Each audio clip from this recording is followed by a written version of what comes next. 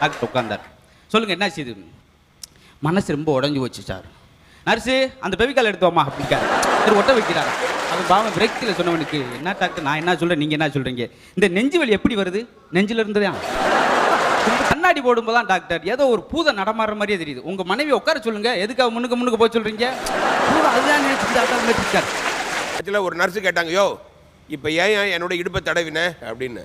இவர் சொல்கிறாரு, நீங்கள் தானே சொன்னீங்க இன்ஜெக்ஷன் போட்டோன்னு இடுப்பை நல்லா தடவை சொல்லி.